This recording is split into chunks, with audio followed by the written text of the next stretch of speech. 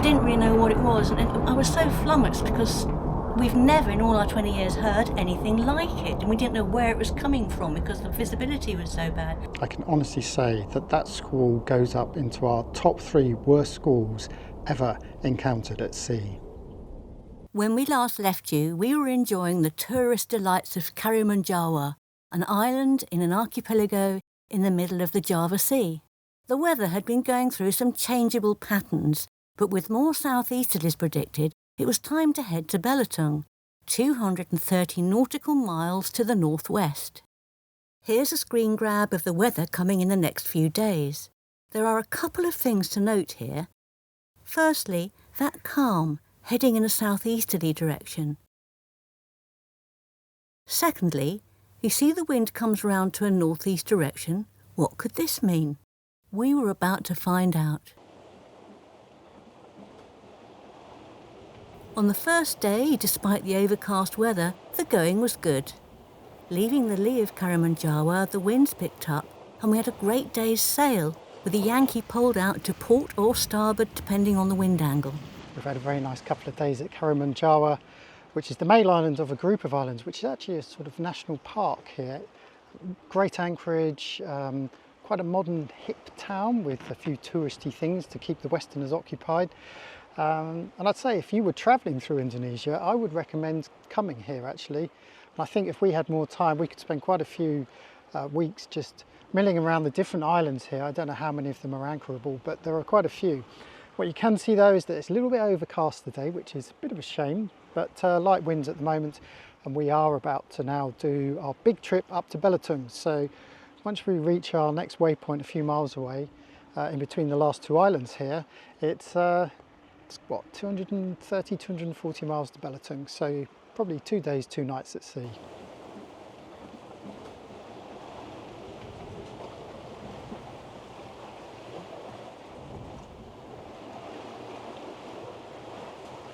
The wind speed remained constant throughout the night, but by morning, the squalls began to overtake us.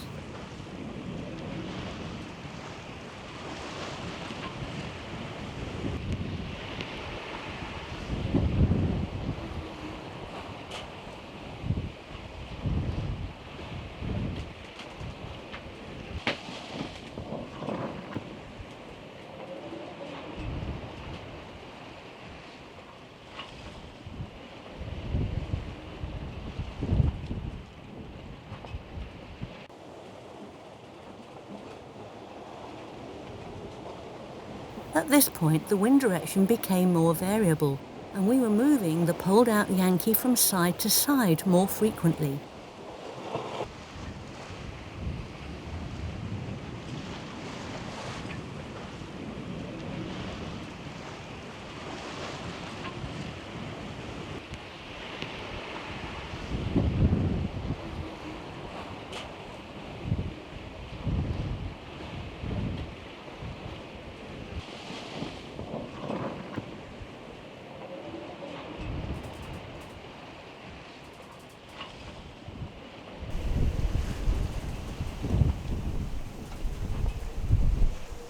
Second day, and as you can see, the weather is not particularly pleasant.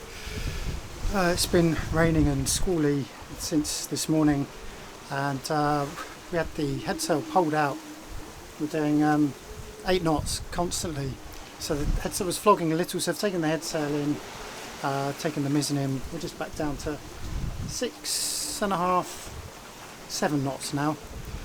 So the going is good, it's really good.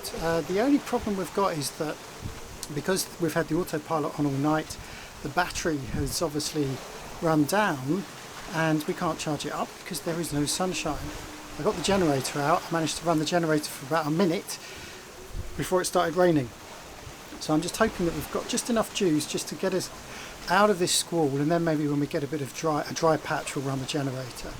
But otherwise it's all good. So our next waypoint is just below Belitung. It's where we sort of get to the bottom and then sort of line up to head due north up the channel. And at the current rate, we're going to be turning up at 2 in the morning. So there we go. Not bad, is it? Just wet. Very, very wet.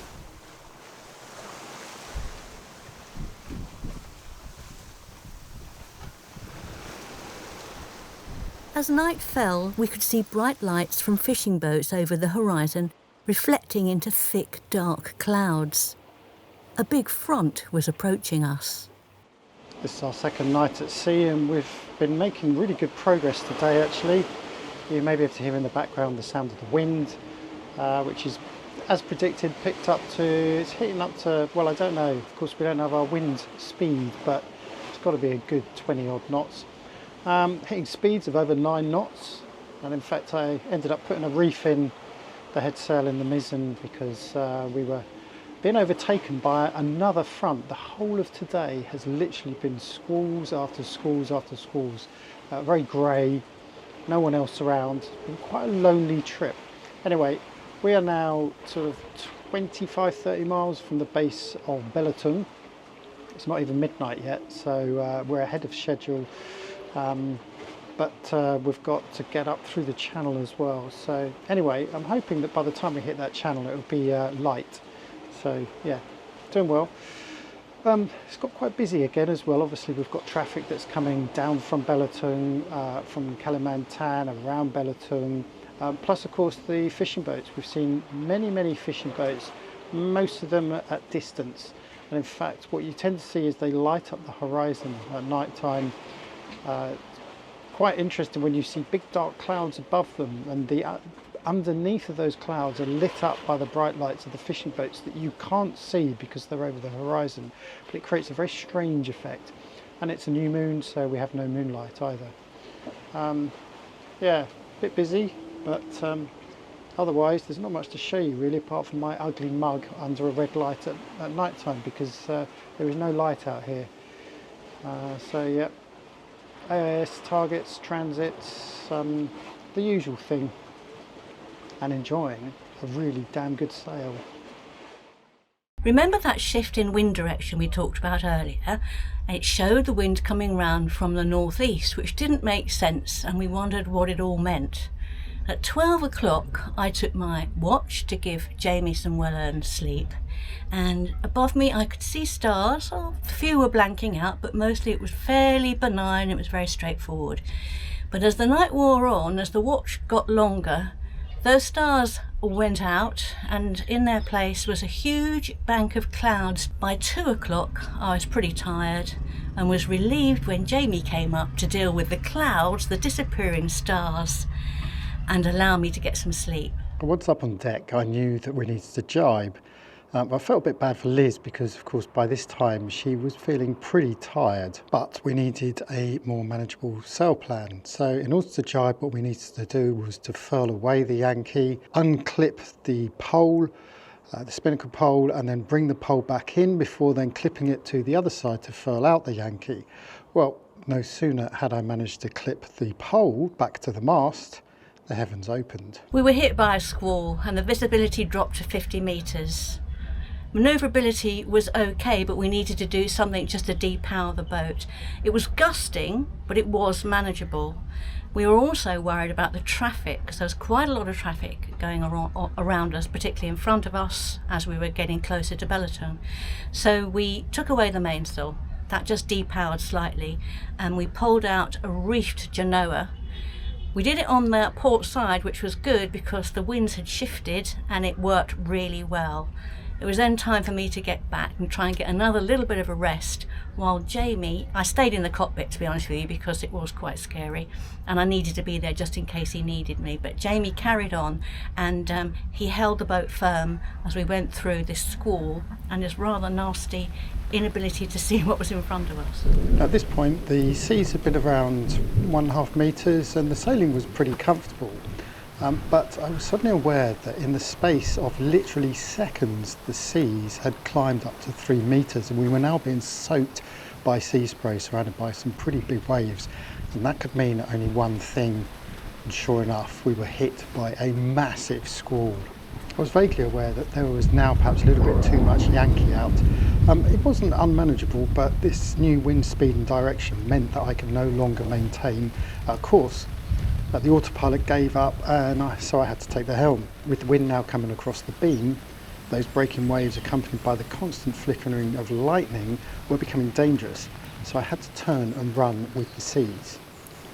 and then we heard something that made our stomachs turn. The first thing I heard was a metallic noise like two giant electrically charged cables being rubbed together, followed by the sound of an aeroplane flying overhead putting its engines into reverse. I can't begin to describe what that sound was like and how we both felt. There's nothing we could do. It sounded like a freight train, some kind of huge engine. Logically, I knew that this couldn't have been an aeroplane flying above us, so the next thing I thought perhaps was that it was the mast straining under the pressure of this increase in wind. I didn't really know what it was, and I was so flummoxed because we've never in all our 20 years heard anything like it, and we didn't know where it was coming from because the visibility was so bad. All we did was continue. Jamie held onto the wheel and we looked at each other and just shook our heads, just waiting for whatever was about to happen. Just so weird. When we eventually got to Belitung, I spent the next few days researching what it was we possibly heard that morning. And after a bit of investigation, it seems as if that what we heard was a positively charged lightning strike. These are very rare, only about 3% of lightning strikes are positively charged. I don't know much more about that, I'm afraid, so if any of you guys who are slightly more scientific than I am, please let us know a bit more about them in the comments. Anyway, I didn't find anything on YouTube that came anywhere close to what we heard, and I guess this is partly to do with the reverberations and the acoustics of a sonic boom at sea versus what you would normally hear on land. But what I have attempted to do is to replicate what it was we heard.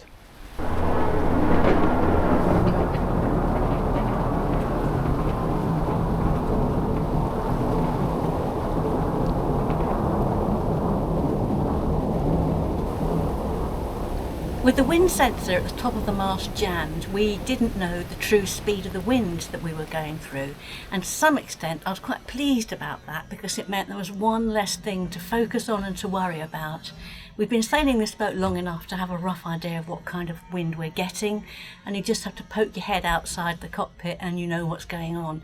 So we didn't know what the wind speed is and we can't tell you that, but it did get quite strong, is probably all I can say. After getting over the shock of that strike, and yes, the pun was intended, we had other things to worry about. We were fast approaching the southwest tip of Belitung and we were hooning along with the wind because that was the easiest thing to do, and this meant we were heading west-southwest straight towards an island and lots of traffic, and completely in the wrong way because we needed to be going north-northeast. So to avoid the traffic and the island and to go in the right direction, Jamie carried on for about 15 minutes until we were ready to change direction. We did this really fast, and I got onto the Yankee and I heaved like mad to get that thing round faster than I ever have done in my life. And we were now heading in the right direction, but so close to the wind, we were very much in danger of backing the sail, and you don't want to do that in that kind of speed. But anyway, we did it, we got round, Jamie was steering, I managed to get the Yankee round, and it looked pretty good. We were going towards Belitung and we were heading towards the channel where we hoped, we expected to get some shelter. Despite the occasional flogging Yankee, we were able to slowly inch our way back onto our course, and I have to say that Esper behaved beautifully. I've said it before, but she eats up this weather and she really did look after us. The sea state, however, had not abated, and it took us a while to run up the side of Belitung in order to get into the lee of the wind. So once we were in the lee, the waves just flattened right out, and although you can see that there are plenty more squalls coming in, it didn't matter. We can deal with the rain because we now had flat waves. We had a nice bit of wind, although not enough really because the island was sheltering us from the wind as well. So we motor sailed up the channel and we felt safe for the first time for a number of hours. I can tell you it was a real relief. I can honestly say that that squall goes up into our top 3 worst squalls ever encountered at sea.